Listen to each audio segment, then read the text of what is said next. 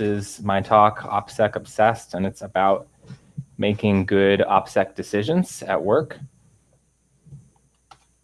This is me. I work as a red teamer at General Electric. I live in Richmond, Virginia in the United States, and I've done a pretty wide variety of offensive security stuff. I did vulnerability research for a while on a pretty wide variety of things, mostly web apps, but also some like embedded system and products, which was pretty fun. I led a team for a while doing vulnerability scanning. And now I'm on GE's red team and I hack things and I do long-term adversary emulation. At GE, I have to do like a little plug for our red team just because I think what we do is really cool. We basically run like a continuous APT operation against our own company, and we have a fun time doing it. So generally, I like to think of myself as a hacker jack of all trades, which is just shorthand for not really an expert at anything, but I like to say I'm a Jake of all trades. All right. So red teams are really into OPSEC, which can be pretty annoying to everyone else that has to deal with us. So this is a screenshot I took from Urban Dictionary. OPSEC is short for operational security, and to really oversimplify OPSEC, in short, I can say it means keeping stuff secret. I did leave in the ad here because I think it's a really good ad in the screenshot, assuming that I have a boyfriend named Manly, which is a pretty great name. If you were going to have a boyfriend obsessed with OPSEC, Manly would be a good name for them. So I want to start off by talking about what this presentation isn't about. This isn't a technical presentation, and it's not going to be teaching you anything new about hacking or how to do OPSEC technically. This is a presentation about people and about groups and about keeping secrets at work. And hopefully I will be able to improve your team, your red team's OPSEC, by framing a new way that you can think about, or some new ways you can think about that subject. And the last kind of disclaimer I want to put in here is that this is from my vantage point on an internal company red team. I don't really have any experience working in like a client-based model. So if you have a different red team experience, or if you have a different take on the points in my talk from coming from a different background with red teaming, I'd love to hear from you. So, you know, either during the talk in the comments or afterwards, hit me up on Twitter. We can talk about it. And the last point, I'll try to be attentive to chat and read it, but I can't make promises that I won't get distracted by my slides and my notes. All right, so let's jump in. When I said that red teams are really into OPSEC, I mean sometimes we're like really kind of way too into OPSEC, and it can be weird and prompt skepticism from people who are outside of this particular discipline, sometimes from blue teams. And I think that skepticism is often justified. Maybe our obsession as red teams with OPSEC is good. Maybe sometimes it's bad. So we're going to talk about that today, and I'm going to start by getting us all on the same page by defining OPSEC a little bit more rigorously. We're going to start with this definition. OPSEC is a process according to the Army, specifically according to the US Army Regulation 530 TAC 1. So here's a longer definition. I'm going to read this whole thing. I promise you this is the only time I'm going to read directly read 2 paragraphs from my slide. That's not what this presentation is, but I am going to do it this once because I think it's a really good definition. And I think that keeping this definition in mind it's a useful piece of information to have. So here goes. In concise terms, the OPSEC process identifies the critical information of military plans, operations, and supporting activities and the indicators that can reveal it, and then develops measures to eliminate, reduce, or conceal those indicators. It also determines when that information may cease to be critical in the lifespan of an organization's specific operation. Critical information is information that is vital to a mission that if an adversary obtains it, correctly analyzes it, and acts upon it, the compromise of this information could prevent or seriously degrade mission success. Yes, amen. It's very funny. So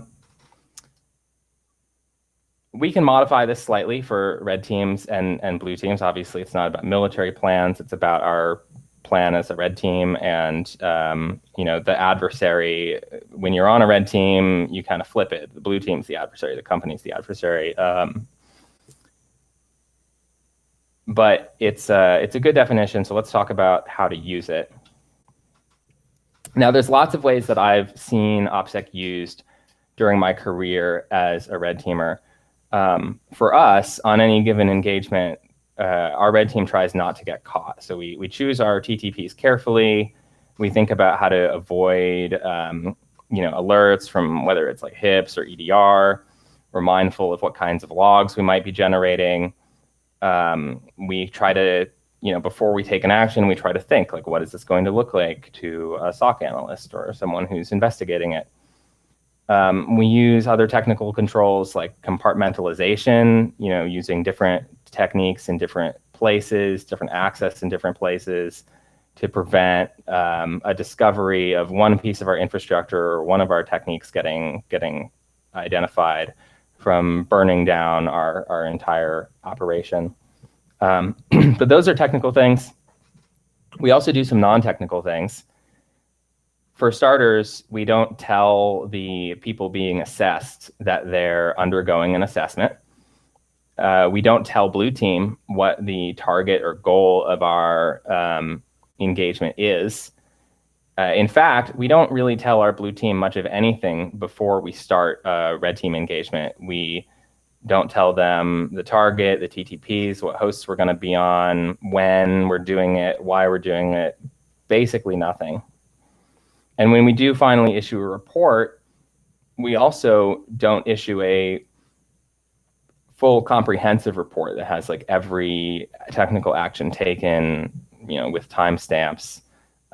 We actually leave out a lot of the stuff that isn't directly relevant to solving whatever problems we were trying to identify or solve, or details that are irrelevant or contrary to our goal or strategy. So basically what I'm saying is that we keep a lot of things secret. Now, that's how we do things, but you could also imagine a model where you just didn't do any of that. You didn't keep those things secret. You could collaborate with Blue ahead of time to pick a target. You could predefine what TTPs were of most interest and test those specifically. You could let the blue team or other stakeholders know that you're going to do testing before doing testing. You could provide a comprehensive report with every action taken, full of every exact syntax of every procedure call made. And some organizations do that. Some organizations use more secrecy, and some use both at different times. There are pros and cons to each method. So I want to kind of introduce an analogy here of thinking of one method as being more like internal audit versus the other, more OPSEC heavy method of being more like doing investigative journalism. If you're working with Blue, in conjunction with Blue to find issues, you're acting more like internal audit. And if you're working independent of Blue, you might be more like an investigative journalist. They're both valuable, and they can both provide a lot of value to a security organization. And so I want to ask the question, how do we make a decision about which to use? I think it's safe to say that neither model is wrong, but in general, I do think the more mature your blue team and your defensive capabilities are, the more time you can spend doing those OPSEC heavy engagements and getting some of the benefits that you can only get from doing those OPSEC heavy engagements. Okay. I want to do a poll of the room here.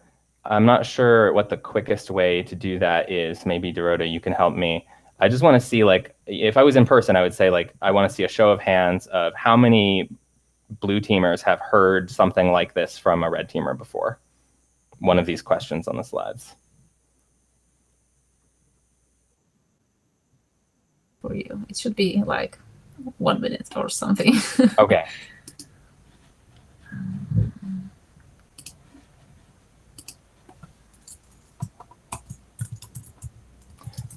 So I can talk a little bit more while you do that. I do want to say it doesn't feel great to be told no. And red teamers should be very cognizant of that when keeping things secret because, for OPSEC reasons. Being secretive can make others feel like you don't trust them, or being secretive can make others feel like they don't have membership in your group. And I don't mean membership on the red team or on, your specific team or however like that. I just mean like people in an organization feel like they have group membership in that they're working together.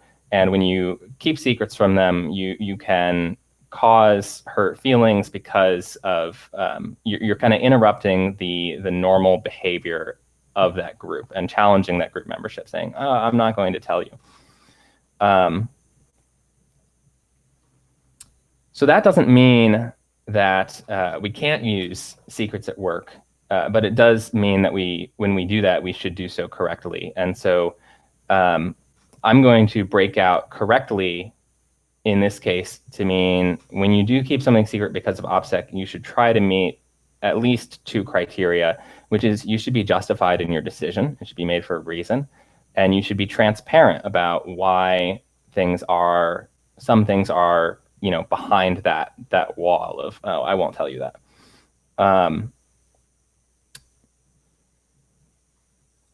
So I do want to take a look at a quick poll, if that's possible, before we move on.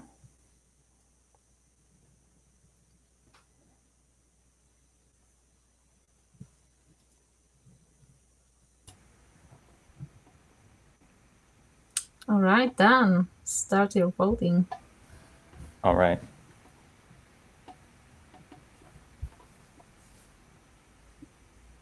Jake, do you see the responses, or is it just me that sees this? On my screen, I actually see the poll itself. Okay.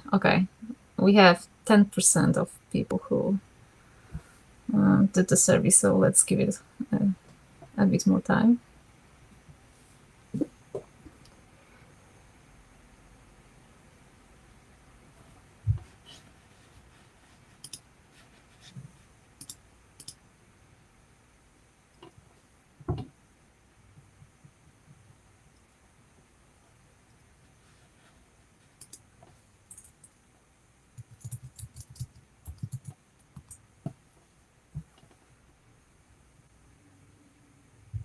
Yeah, I guess just don't answer if your answer is no.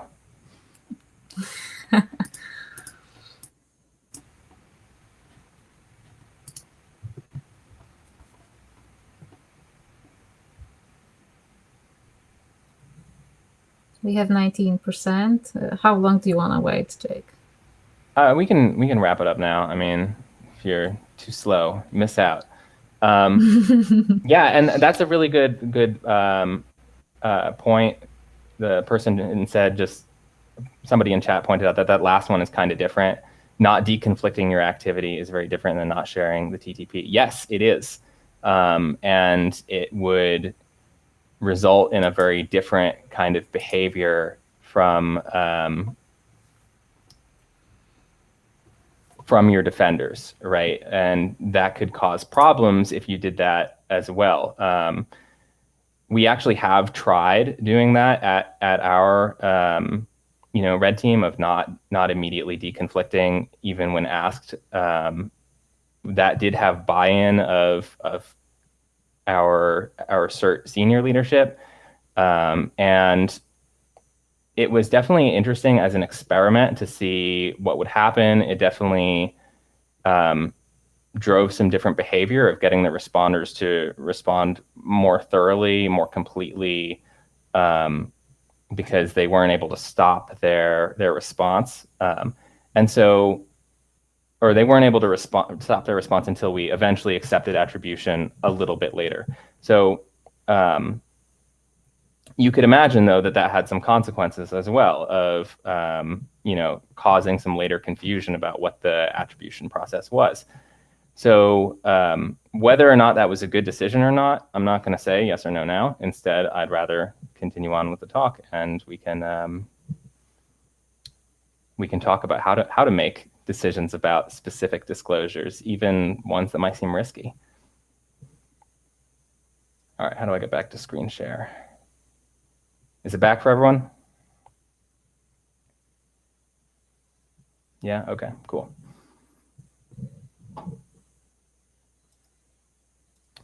Okay, so I'm going to go through a couple specific instances of a few different types of things that we can make a decision about disclosing, like to disclose or not disclose decisions. And these are not all of the things that we as red teamers can make these decisions about. It's just 3 examples. And we can talk about them and then talk about how to make these decisions more broadly. So the first is vulnerabilities. There's already a very large volume of work about evaluating the specific risk of any individual vulnerability. And I'm not going to try to summarize that work here. Instead, I'll just say why it's generally thought as relatively complicated is because it's very situational.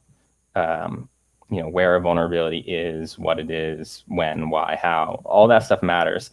And so it's situational. And when evaluating if your red team needs to do an immediate disclosure when they've found a vulnerability, or if you could hold on to that vulnerability for a while, say for a week, or say for 3 months, maybe longer than 3 months.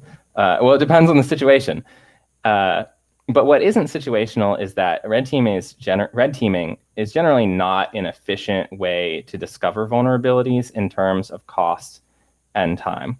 I hope that you personally aren't doing red teaming just to discover a list of vulnerabilities. So if you are going to disclose a vulnerability, you should ask yourself, will this disclosure interrupt whatever it was our red team was trying to do here? So if we go back to that definition for OPSEC, and remember that second paragraph of it about critical information, what critical information might be surrendered by this disclosure? Might you be disclosing like second order critical information? If you tell defenders about your vulnerability, are you disclosing where it is you're operating, what your target is, what your C2 infrastructure is, what TTPs you're using? Red teaming isn't here to look for a vulnerability. And so, much like this picture with this iceberg, the biggest risks that we are trying to find often lie below the surface. Finding or exploiting a vulnerability is what lets red team underneath that water. So where is the red team in this photo? I like to think that you can't see them because they're in a submarine inspecting that iceberg from below. So to continue testing, you might want to make a decision to disclose a vulnerability or to not disclose a vulnerability or to delay that disclosure. And you should consider how much risk are you really adding if you delay it for a day or a week or a month or more. The second example that I wanted to talk about was TTPs, or techniques, technologies, and procedures. A lot of people use that phrase wrong, so that means I'm probably using the phrase TTP wrong as well. Feel free to yell at me on Twitter or in chat. But this isn't a talk about MITRE ATT&CK. Usually when somebody asks me for a TTP, what they're asking for is the specific command syntax that is being run with something. Now, this syntax is actually very valuable for defenders. Blue can use it to write detections, and those detections could stop a real bad actor if the real bad actor was using the same technique. Of course, if blue does that, that technique won't work for red teaming anymore. But that's good, right? I should have actually put the picture on. I should have put that meme that's of the pirate saying like, well, yes, but actually no, because I kind of think that that's the answer. As an organization, obviously, we do want to create better detections, but what we don't want is we want to avoid ending up with a blue team that is tailored to stopping its red team at the expense of being able to stop real threat actors. In my experience, our blue team is very smart. They don't need to be told the specific TTP that we're using. If they know the technology or the technique or the general area in which we're operating, they can usually figure it out. And over time, come up with defenses that stop not just our specific TTP, but the whole range of techniques. By not disclosing the full syntax of a procedure called a blue and continuing to use that until it works, red team can be an effective test of effectiveness of defenses without allowing for those tailored anti-red team only alerts. TTPs are pretty directly correlated with red team operational capabilities. They take time to test and develop, which means losing them is expensive in terms of creating new work for your red team. So the example I want to give here is if this robber in this picture gets foiled because the homeowner installs a crowbar-proof door, that's great. But if the robber gets foiled because the homeowner installs a blue crowbar-proof door, the house isn't really safe from forced entry. You've foiled this guy, let's say he's the red teamer doing a test, but you haven't actually really increased the security of the house. So before making disclosure decisions about TTPs, you should consider, by disclosing this TTP, will we interrupt whatever it is our red team is trying to do? And furthermore, you can consider, do we need to disclose this TTP to help whatever our blue team is trying to do? Okay, the last of the three examples I'm going to give is about disclosing methods and locations of access.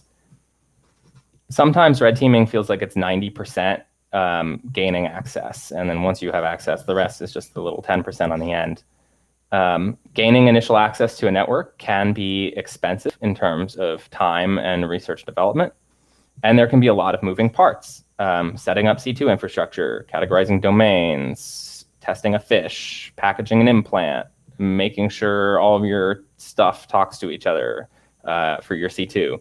It's time consuming, it has a lot of moving parts, and disclosing even small details about how a red team did a breach can mean that the whole access gets routed, and now you have to do a lot of rework to regain that access for another engagement. It's important to pause and ask that question. What are we trying to assess here? What's the goal? Generally, in my experience, access falls into one of two buckets. It either falls into a systemic issue or a specific issue bucket. So I want to give an example of comparing a access via a web app exploitation via access via phishing to a company network. So while with web exploitation, while the root cause of why a web vulnerability might have been pushed to a production environment could be a systemic issue, fixing that problem is a fairly straightforward operation for Blue. They tell the developers to patch the application, retest it, and then you can move on with your lives, knowing that that method of access has now been resolved. Phishing, on the other hand, is more complicated, and it often relies on a layered defense where if you don't detect the phish and an attacker is able to gain access via a phish, it's a systemic issue including multiple failures, such as the email not getting flagged, employees not reporting an email, inability to detect staging, no HIPS alerts, nothing from EDR, etc.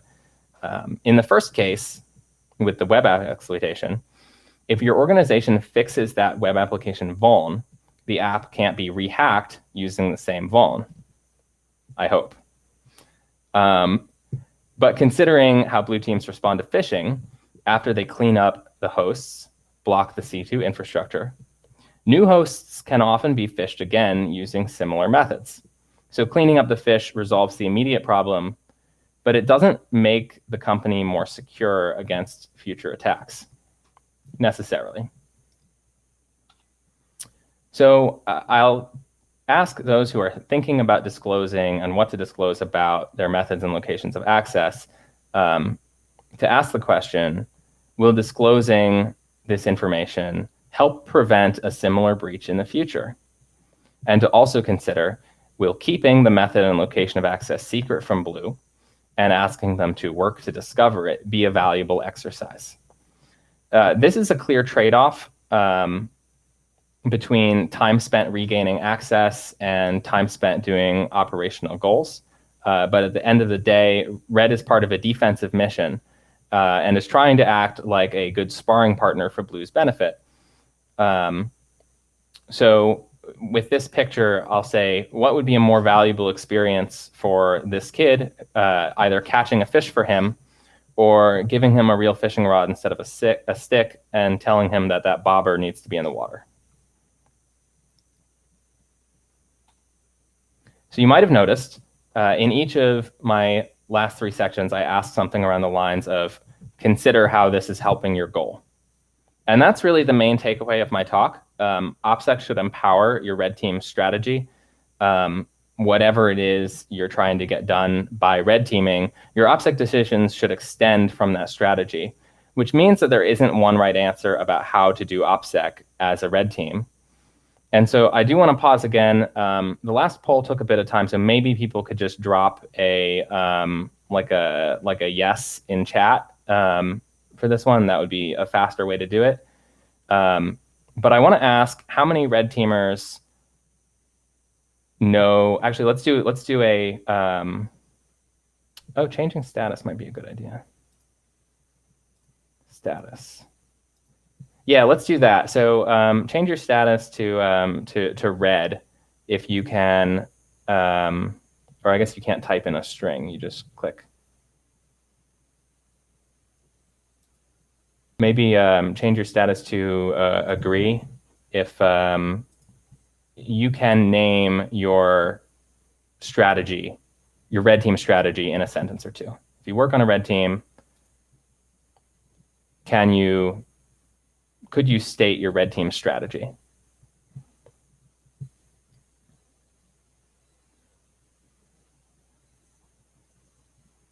I'm trying to look where I can see people's statuses.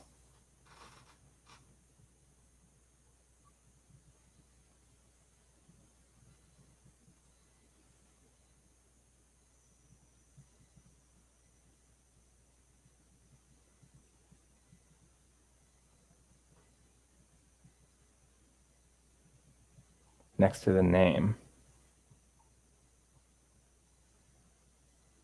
Oh, yeah, okay, there's a little thumbs up. All right, so it looks like just a handful of people could name their strategies. Somebody said that somebody put a thumbs down that they can't. That's a good observation.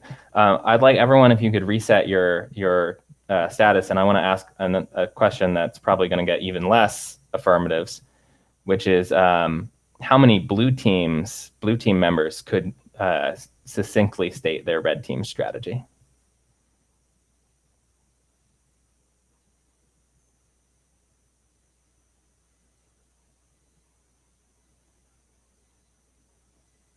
One person says no. That's it so far.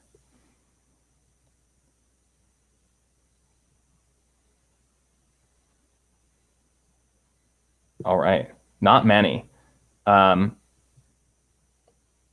Yeah, so it's a good question, I hope, and I asked it for a reason, to illustrate that that is something that we should think about. I'm not surprised by the lack of people knowing their own or other team strategies. So here's my attempt at writing out our red team strategy. This isn't an official statement from the company. These are my own words. But I think that our strategy is to prepare our company for an inevitable breach by realistically simulating an APT to spar with blue and demonstrating what, where, and how the company is most vulnerable to catastrophic damage.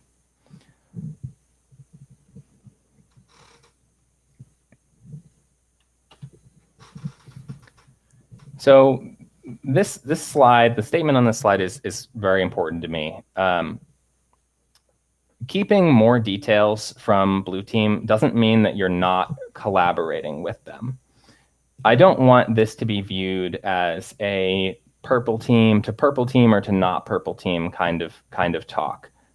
Instead, what I think that we should do is think about how our various strategies of individual teams, red team and blue team, can work together in concert. If you are working together on a shared plan that you think is going to increase your company's security posture, you don't need to be necessarily sharing every detail to be being collaborative.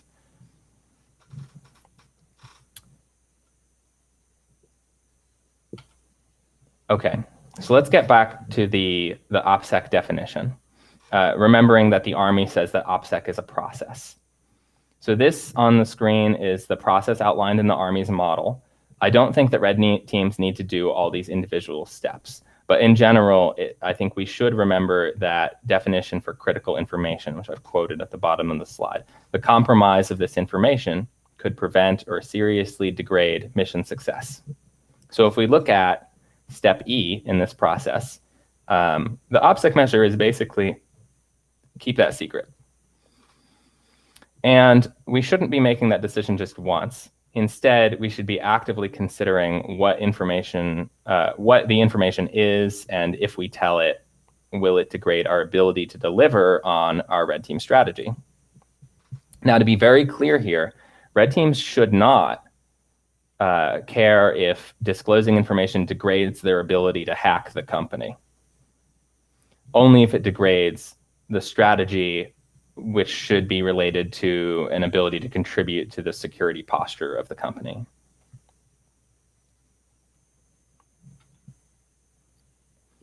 Okay, so how do you make that calculation of how to do these disclosures? There's a section of wisdom from a martial arts book that I have read, the Book of Five Rings, that I always remember. So the author, for those who aren't familiar with the Book of Five Rings, was this basically super deadly samurai, right? And it's a book about mastery generally, and more specifically, he's talking about like his swordsmanship. And he says, I can't quote this, so I'm going to just paraphrase it. He says generally that every movement you take, your intention should be to cut the enemy.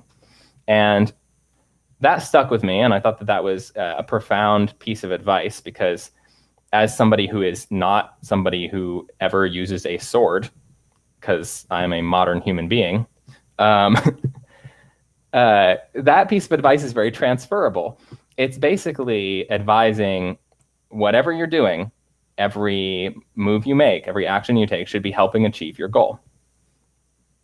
So if this talk does inspire you to do one thing and one thing only, I would hope that it would be to go and figure out what your team's strategy is. I hope it inspires you to also make better OPSEC decisions, but it all starts by knowing what your team strategy is. So before I kind of get into the closing portion of my presentation, I do want to reiterate the importance of trust. Secrets and secrets in general in organizations are dangerous because of the human factor. There is an innate emotional response to secrecy. And if you don't handle and manage that response, it could have an impact on your reputation. I generally believe that your professional reputation is your most valuable asset. It is the thing that lets you get things done at work. And so I kind of want to leave you with this advice on the slide about, or actually on the next slide, about how to best manage that, which is communication. If you're transparent and explain to your peers why you are keeping secrets, if your strategy is coherent and your peers can see how your OPSEC decisions are drawn from your strategy, you will be able to keep those secrets without impacting trust. But if your decisions about what to keep secret don't have an explanation for them, or maybe you have an explanation for them, but you haven't communicated it broadly, you're opening a window for mistrust. And so I think that we should take a step back as red teamers generally, consider other people's feelings, remember we need to cultivate that positive reputation, and then communicate about our strategy and about OPSEC. So lastly, I'm going to leave you all with some homework. So these are some things that you can do when you get back to work. You should start by talking to your red team about OPSEC. And then you can follow up by talking to your blue team about OPSEC. You should write things down. Why not make a list of your OPSEC decisions, or a table that could potentially outline your critical information and what you do to control it? What is kept secret when? Here's another example of what written out guidelines could look like. By documenting your guidelines in a way like this, you could help increase transparency and understanding. You could potentially help your team make better decisions and get different members of your own red team on the same page. But whatever you do around documentation, I would ask that you remember to make it a living document, because remember, OPSEC is a process. So that's my talk. I hope you all enjoyed it, and I want to thank everyone for listening.